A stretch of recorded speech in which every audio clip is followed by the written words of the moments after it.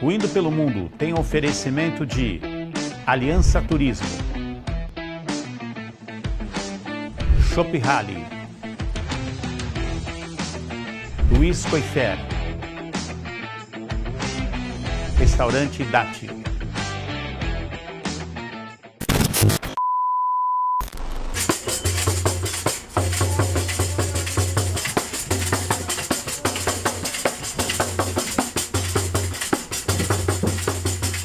João, e o passinho de frevo? E o passinho de frevo? Pode tirar a máscara, João, você tá bem longe agora. Eu quero 5 passos de frevo diferentes, hein? Perfeito, nós vamos começar. Estamos começando aqui. Era bom que tivesse uma sombrinha por aqui. Gilson, tem sombrinha aqui dentro? O primeiro passo, que é normalmente o começo de tudo, é o ritmo. O ritmo, botou a sombrinha aqui do lado, tá? Vamos fazer sem a sombrinha e vamos começar aqui. Esse é o ritmo. Voltando. Passinho, né? Isso é o começo. Esse tá fácil. Pois é. Agora vamos para a ponta do pé, calcanhar. Olha o pezinho. Ponta de pé. Ponta de pé. Calcanhar. Calcanhar. Ponta de pé, calcanhar. Ponta de pé, calcanhar. Ponta de pé, calcanhar. Ok? Agora vamos fazer as partes mais difíceis. Descemos. Subimos, passamos, descemos, subimos, passamos. Isso é uma ginástica, hein? Pois é, o frevo não é coisa que você aprende do dia para a noite. Tanto que a maioria dos passistas aqui começaram tudo desde criança. Hoje são muitos porque começaram desde criança. Tá faltando 2 ainda, João. Hoje eu posso lhe dizer que possa ser na faixa de 100 a 150 passos de frevo. Tá? A última entrevista era 120, já aumentou mais 30. Pois é. Faz um difícil aqui, aí, quero um difícil. Nós temos aqui, ó. Esse é o Saci aí, esse eu já conheço. Você conhece o Saci, né? Esse eu já conheço. Quero mais difícil aí, vai. Então vamos fazer o seguinte, vamos fazer isso aqui, ó. Pra trás, pra frente, pra trás, pra frente. Isso, só pé na perna aí, ó. Ok? Esses são os passos mais difíceis do frevo.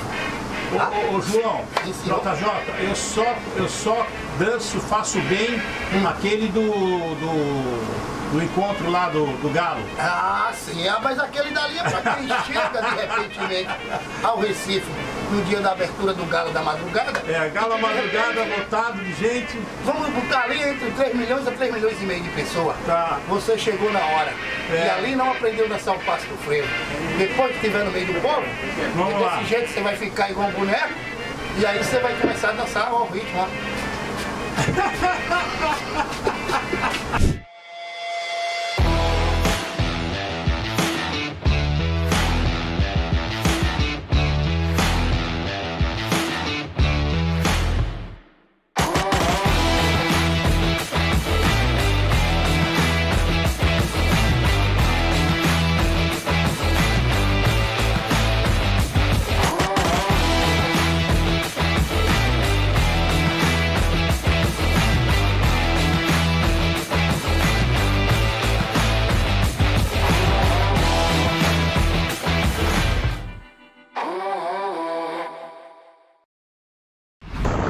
Diretamente aqui do alto da sede de Olinda, né?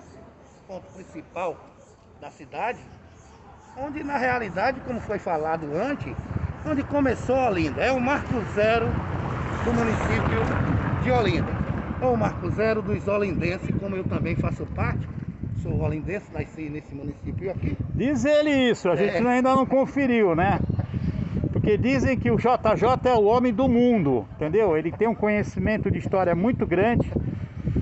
E é assim, gente, agora falando bem sério, é uma história de vida muito sofrida, mas que graças a Deus, Deus amparou ele, o JJ, ele está há mais de 30 anos no turismo, uma família maravilhosa. E ó, essa carinha de novinho, baixa aí, baixa pra gente ver. Olha lá, o cara já é avô. É brincadeira. A turma daqui não envelhece, entendeu? Acho que eles têm essa imagem. Eles ficam curtindo, acho que a água, o clima, entendeu? JJ tem quase 100 anos, não parece, né? Mas é impressionante a disposição desse homem. O que ele queria fazer comigo? Ele queria que eu subisse a ladeira, eu vou dar o nome. Ladeira da Misericórdia. Então você já imagina o que é essa ladeira da Misericórdia. Eu falei, não, menos JJ, vamos fazer o seguinte, faremos primeiro o contrário, porque de para baixo todo santo ajuda. Então nós nos encontramos aqui no alto e depois nós descemos. Ele não gostou muito da ideia, porque fala, eu gosto de fazer exercício logo de manhã, sabe? Mas eu convenci ele, então nós estamos aqui do alto para baixo e não de baixo para cima. É o Indo pelo Mundo, gente. Fique com a gente aqui nesse dia especial em Olinda. Vamos lá!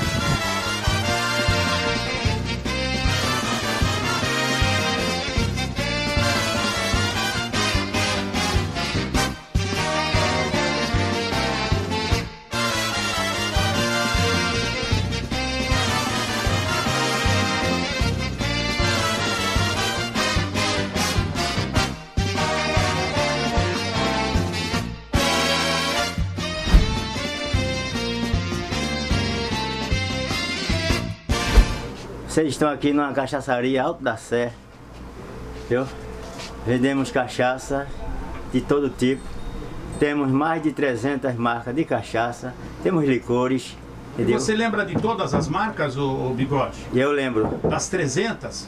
Lembro. Tá. Lembro que quem coloca preço sou eu, entendeu? É. Aí a gente tem cachaça por dia, cachaça pra noite, entendeu? De tudo. Cachaça fortificante, você tem aí? A gente tem aqui uma cachaça afrodisíaca que é aqui de Olinda, chama-se o pau do índio e a xoxota da Índia. Entendeu? Rapaz, que é isso? Só não faz milagre, tá? Muita gente chega pedindo aqui, eu quero aquela erva que faz isso e aquilo, aí eu digo, olha, aí começa a dar uma, daqui a pouco eu digo, olha, não faz milagre, aí o camarada, não, então não serve. Escuta, e aquelas envelhecidas, o que você me fala? A gente está aqui, a cachaça a Pitu, que é uma cachaça tradicional de Pernambuco, e não temos, né? A gente tem cachaça aqui de 6 a 8 anos, mas aquelas que tinham antigamente de cortiça, entendeu? A gente não tem mais. Vendemos muito cachaça da Paraíba. Cachaça da Paraíba é boa? É muito boa.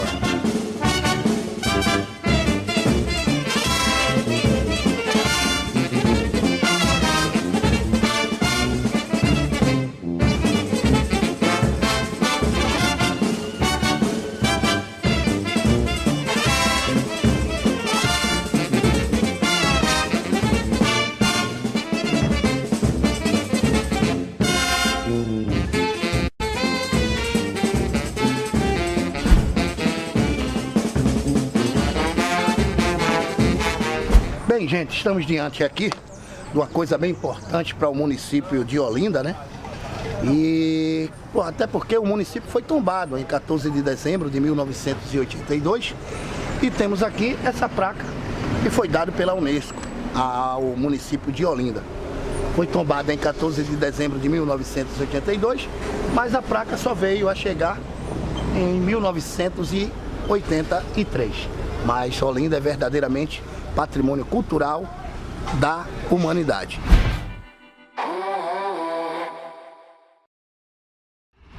Bem, estamos diante aqui do primeiro palácio de arcebispo aqui dentro de Olinda, né? Esse palácio funcionou como palácio de arcebispo, mas de uns anos para cá passou a ser um museu de arte sacra. Ou seja, quem acabou com a regalia dos bispos aqui e disse que ficaria muito grande para ele morar e doou para ser um museu, foi exatamente o Dom Helder Câmara, o primeiro arcebispo, ou que seja o arcebispo de Olinda e Recife, mais querido até hoje.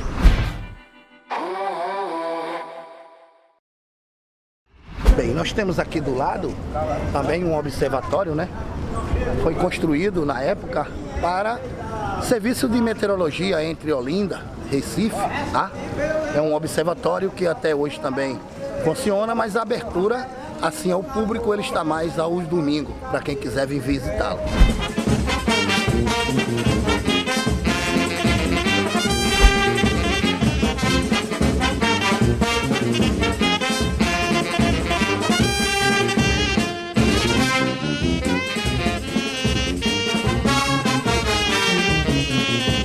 Bem, minha gente, estamos aí agora a mostrar a imagem de Nossa Senhora da Conceição, que tem muito devoto aqui também em Olinda e também no Recife.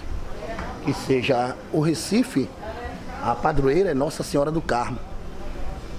Aqui em Olinda, o padroeiro é São Salvador do Mundo. Mas nós temos Nossa Senhora da Conceição, que temos o Morro da Conceição, aqui dentro do Recife, onde no dia 8 de agosto nós temos aí umas grandes novenas sobre Nossa Senhora da Conceição, né? Já ao lado a gente passa para a parte cultural. Ao lado nós vemos aí a figura de um caboclo de lança, que faz parte do maracatu rural, tá? Porque os maracatus, existe o maracatu de baque solto e o maracatu de baque virado. Então nós temos aí uma apresentação dos maracatus do interior, chamado de maracatu rural. Já aquele das cidades grandes são chamados de maracatu de baque. Estamos aqui dentro da loja Imaginário, né? E nessa loja tem essa figura que na verdade uma das primeiras já foi comprada. Essa é a Eva, na realidade, né? A Eva, que onde Adão deixou ela foi exatamente aqui, nesse terraço dessa loja.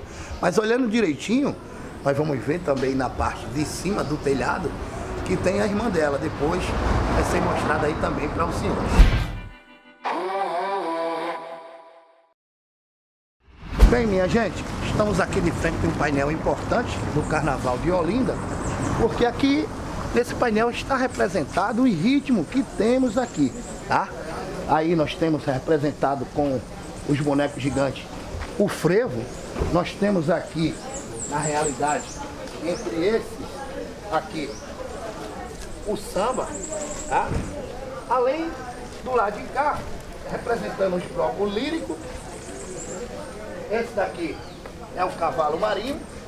E aqui nós temos no final uma passista, né? Com os bonecos gigantes. Que seja, aí dentro desse painel está a mistura de todos os ritmos que tocamos aqui, desde o sábado de carnaval à quarta-feira de cinza.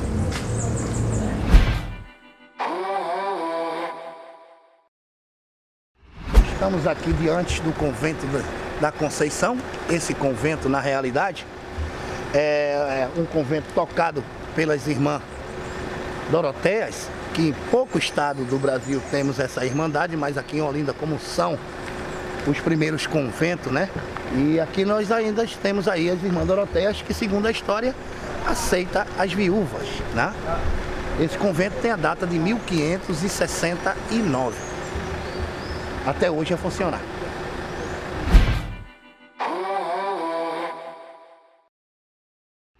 Bem, estamos diante aqui da Igreja da Misericórdia, né?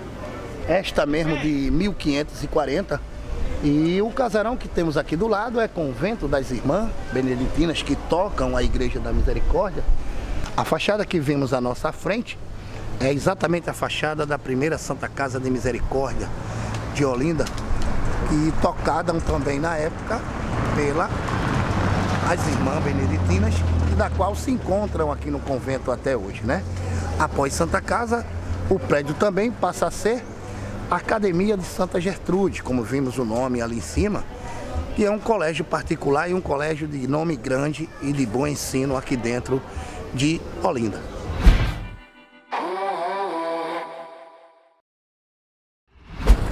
Que ladeirinha boa, só.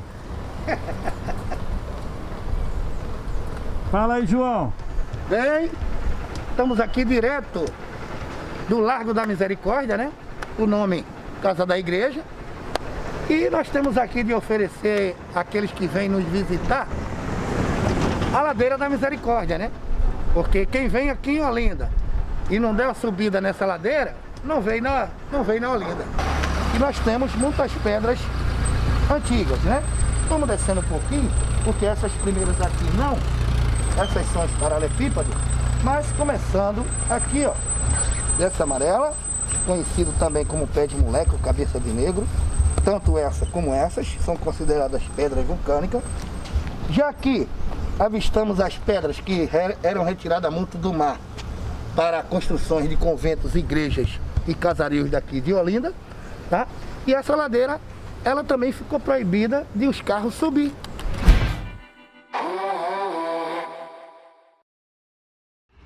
Esse é um dos casarões aqui dentro de Olinda, do século XVIII, minha gente.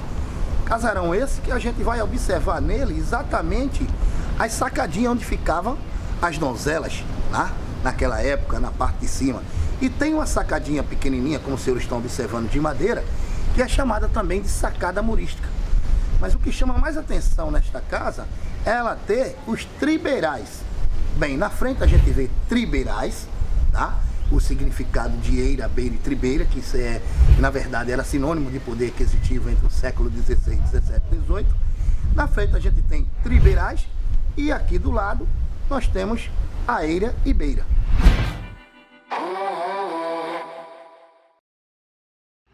Estamos aqui diretamente dos quatro cantos em Olinda, né, gente?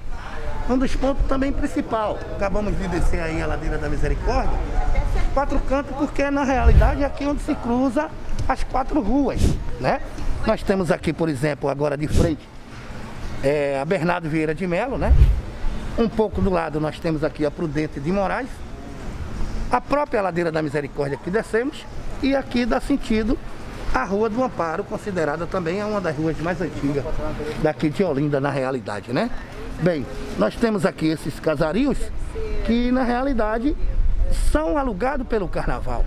Aquele povão que vem em Olinda, por exemplo, nós somos aqui em 400 mil habitantes, mas isso aqui já recebemos de 1 milhão, 1,5 milhão de pessoas por dia. Hotéis, pousadas tem, mas não vou dizer que vai caber todo mundo que vem para cá. Então o povo acaba alugando as casas e casarios que a gente veio aqui para ficar sempre dentro do centro histórico, que é onde que acontece o nosso carnaval, né? Ao lado da pousada dos Quatro Cantos, considerada uma das pousadas mais antigas aqui dentro do centro histórico de Olinda. E o que temos para mostrar aqui aos senhores é exatamente esse painel maravilhoso, mais uma vez representando ritmos do carnaval de Olinda, né? Isso foi um artista plástico que faleceu uns 3 a 4 anos atrás. Tive a oportunidade de conhecer o Carlos Alberto, né? Conhecido como Roxinha. E aqui no meio a gente representa como o Homem da Meia-Noite. Esse é o que faz a abertura do Carnaval de Olinda. Tudo começou pelo Homem da Meia-Noite. Do lado nós vamos ter aqui a Mulher do Dia. Após o Homem da Meia-Noite nós vamos ter a Mulher do Dia, tá? E a Mulher do Dia com o Homem da Meia-Noite se casaram e fizeram o quê? O Menino da Tarde, tá? O Menino da Tarde que vai estar aqui também aqui do lado. Como a figura também do cantor Alceu Valença, vestido de Homem da Meia-Noite. E aqui nós temos o maracatu, tá? A representação do maracatu de baque solto. E vamos ver aqui ao lado um dos maracatus da zona rural, como foi falado também lá na parte de cima, que é os caboclos de lança. Lindo, né, gente? Muito lindo.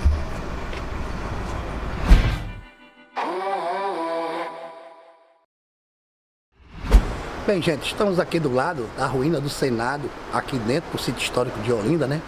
Para falar dessa ruína, tá? Onde foi a primeira Câmara Municipal de Olinda. E um republicano, em 1710, queria tornar Olinda independente. E este mesmo se dá o nome de Bernardo Vieira de Melo, tá? Aqui em frente da ruína nós temos uma placa que é bem explicada e que diz assim: aqui em 10 de novembro de 1710, Bernardo Vieira de Melo deu seu primeiro grito em favor da fundação da República entre nós, tá? Após disso, o Bernardo Vieira de Melo foi caçado pela Igreja Católica e, na verdade, mataram, na realidade, né? Porque ele quis passar por cima da ordem católica, e que, enquanto em 1710, quem dava as ordens dentro de Olinda seria a ordem católica. E aqui nós temos a ruína, para mostrar aos senhores, nas espécies dessas paredes que os senhores estão vendo aqui. Aqui isso dá o quê? Dá quase mais de 1 metro. Construção seria em pedras calcárias, como a gente está observando aqui, pedras a Recife, o maçapê, e o que dava liga nisso tudo, que são materiais de construções de conventos, igrejas e casareiros dentro de Olinda e de Recife, o óleo de baleia, que se via sempre para fixar.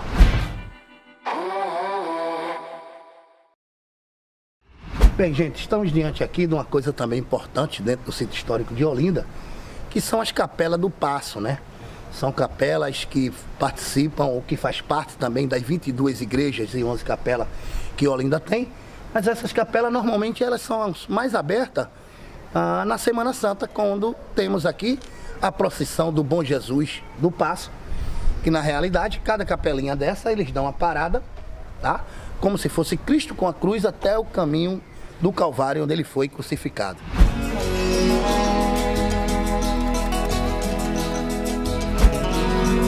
Olinda, tens a paz dos mosteiros da Índia. Tu és linda, pra mim és ainda minha mulher. Calada, o silêncio rompe a... Bem, minha gente, estamos aqui dentro do Mosteiro de São Bento, né? Como eu já falei antes, um dos principais conventos e igreja daqui de Olinda. Nesta igreja, nós temos de antemão esse altar com 14 metros de altura, tá? Toda essa parte dourada que a gente observa de dentro para fora, tudo isso é madeira. Revestido também por cima o pó de ouro, tá? Temos aqui de interessante esses 3 candelabros, que é tudo prata maciça. Mas o mais importante aqui da igreja é esse teto que nós temos aqui, que esse teto é a representação da morte de São Bento, tá? O São Bento é o padroeiro, a imagem que está ao centro do altar, mas aquele teto na parte de cima, a representação da morte de São Bento, e São Bento lá é exatamente aquele que está com a mão assim. Aos arredores são os monges beneditinos. Observamos uma faixa amarela que está em cima da cabeça de São Bento, subindo para o céu, como se fosse a alma dele na realidade. Essa igreja também é muito importante porque aqui ela mostra os poderes aquisitivos daquela época. Quem já conhece aquela história da eira, beira e tribeira, dentro dessa igreja aqui teria divisões. Se por que a família tivesse eira e tivesse beira, chegassem aqui, eles iam sentar nos bancos e iriam assistir a missa normalmente.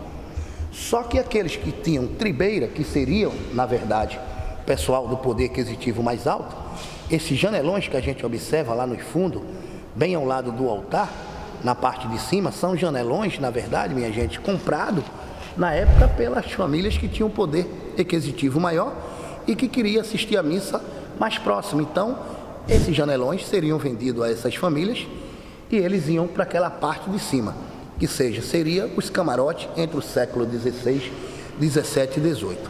Mas outra coisa interessante que a gente tem aqui também nessa igreja, exatamente este quadro de São Sebastião que a gente observa ali, que hoje dentro das igrejas do Brasil por inteiro, ele é considerado um dos quadros mais antigos, pintura do século XIV, tá?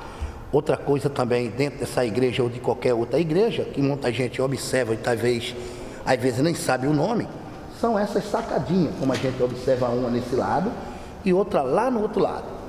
Para que serviria? Simplesmente o nome disso se chama-se púlpito. O púlpito era usado após missa, aonde os padres iriam subir e para falar para aquelas pessoas que sempre frequentavam a igreja, falar dali de cima. Por quê? Gente, no século XVI, XVII, XVIII, as missas eram celebradas em latim. Além de ser celebrada em latim, o padre não ficaria onde hoje ele fica, de frente para nós. Até o próprio padre era obrigado a estar de frente para o altar, ou que seja, de frente para o padroeiro ou a padroeira, no caso daqui o padroeiro, São Bento. E após missa, quando ele queria falar alguma coisa para aqueles que frequentavam sempre as missas, subia num púlpito, tanto do lado ou como no outro, para nunca, hora nenhuma, minuto nenhum, estar de costa para o padroeiro ou a padroeira da igreja, tá? Outra coisa também interessante que a gente tem nessa igreja é esse brasão que está acima da nossa cabeça aqui. Esse brasão é a representação da ordem beneditina, tá? Esse brasão que a gente observa ali, o significado, nós temos ali o primeiro castelo, como se fosse a primeira igreja construída. Nós temos ao lado do castelo aquela parte azul, que tem também na bandeira de Pernambuco. É o azul, representa a união do povo pernambucano. Lá nós temos também no brasão o solzão, que é esse sol que os senhores estão sentindo aqui, que a gente sentimos aqui o ano todo, tá? Já do lado de cá, nós temos o cajado. E esse cajado que a gente observa é exatamente a representação de aquela imagem que a gente observa no altar, ao lado esquerdo, São Gregório Magno, que é considerado o primeiro Papa da Ordem Beneditina, tá? Outra coisa também interessante, que hoje essa igreja ainda funciona como convento. Aqui nós encontramos a Ordem Beneditinas, que é a única ordem que antes do café da manhã eles vêm ao altar orar, naquelas cadeiras lá atrás, antes do almoço, isso 11h40, 15 para meio-dia mais ou menos, e na parte da tarde, também faltando 15 minutos para as 18 horas, normalmente eles vêm aqui também, nesse altar, e cantam e também oram. Essa é a parte principal aqui dentro da igreja do Mosteiro de São Bento.